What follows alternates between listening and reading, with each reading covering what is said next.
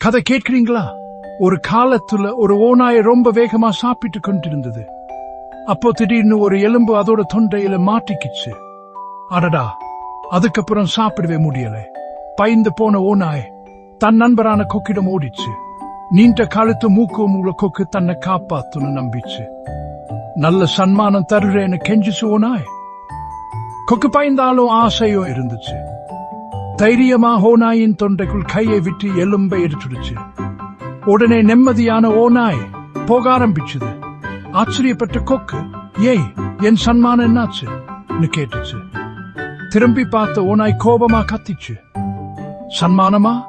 என் வாய்க்குள்ள இருந்து உன் தலையை கடிச்சு எடுக்காம விட்டதே பெரிய சன்மானம்னு நினைக்க மாட்டியா? அப்போதான் கொக்குக்கு ஒரு பாடம் கிடைச்சது. மற்றவங்களுக்கு உதவி செய்யும் போது அதிகமா எதிர்பார்க்க கூடாதுன்னு தெரிஞ்சுக்கிச்சு. நீங்களும் எப்பவும் அன்பாயிருங்க, பேராசைங்க.